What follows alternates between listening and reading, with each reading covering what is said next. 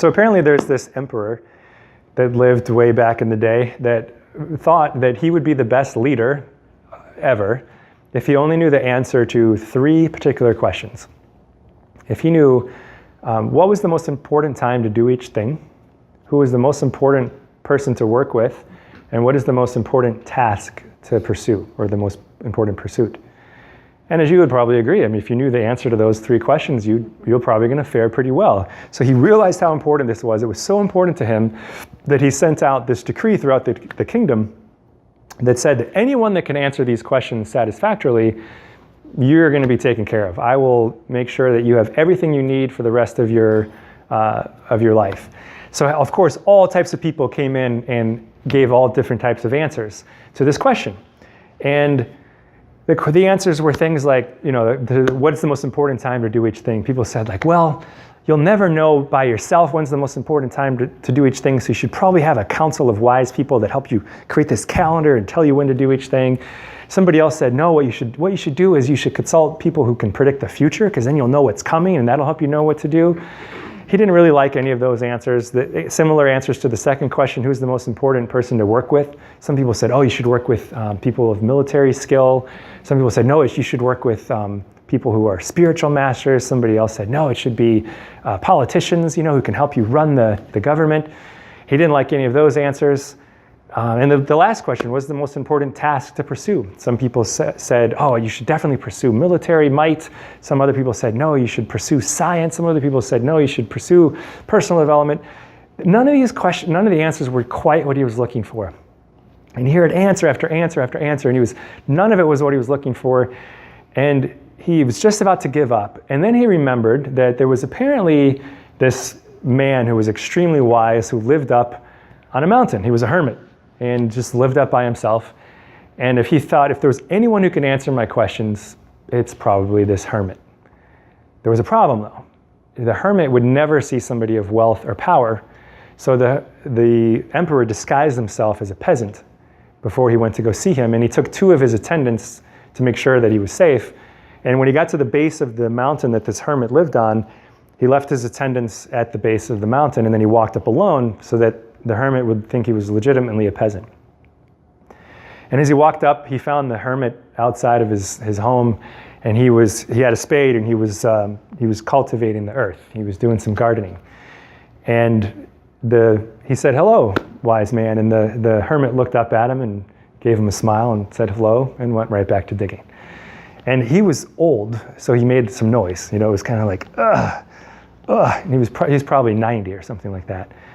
And the emperor said, pardon me, I didn't mean to interrupt, but I have 3 questions, and I've been told you're very wise, and I presume that you are probably the person that can answer them. I'd like to know, what is the most important time to do each thing? Who is the most important person to work with? And what is the most important task to pursue? And the hermit just looked at him with a smile and patted him on the shoulder and went right back to digging. Ugh. And now the emperor had some compassion. He realized, this guy's 90 and looks hard. So I think I'm going to help him. He said, can I take the spade and help you out? And he said, oh, that'd be great. And he handed him the spade. And so the emperor started digging. He dug 1 row, and then he dug a 2nd row, and he'd almost forgotten what he had come there for.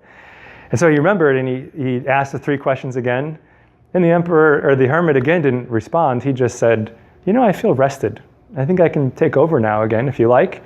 And the emperor said, no, that's all right, I got it. And he just went to digging, and he dug another row, and then another.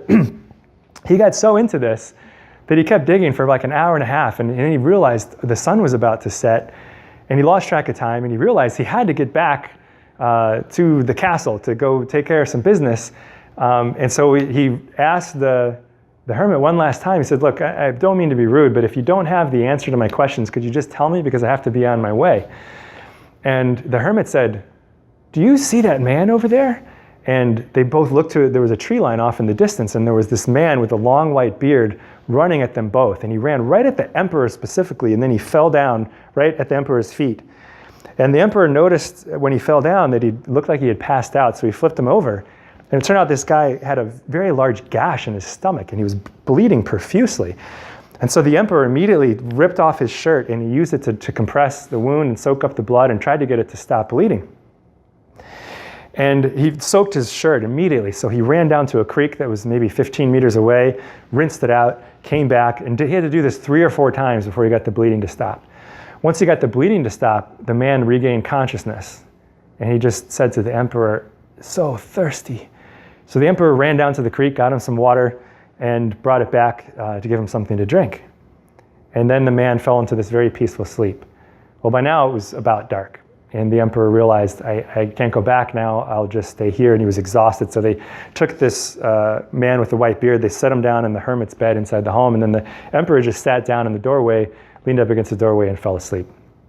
And he was so tired that in what just seemed like an instant, he woke up and the sun was beginning to rise on the other side of the mountain. And he didn't even know where he was. And he started looking around in confusion. And then this man with the white beard also was looking around and their eyes met. And all of a sudden, the man with the white beard looked right in the eyes of the emperor and said, "Please forgive me." And the emperor said, "Forgive you? What have you done that I should forgive you?" And the man with the white beard said, Your Majesty, you do not know me, but I know you. In the last war, you killed my brother, and you seized all my property, and I vowed that I would not allow myself to die until I got revenge and took your life. And I found out that you were coming to this mountain by yourself. And so I started following you, and I noticed you left your attendants down at the base of the hill. So I came about halfway up the mountain, and I was waiting in ambush. But I waited, and I waited, and I waited, and you never came. So I decided to leave my place of ambush and come to seek you out.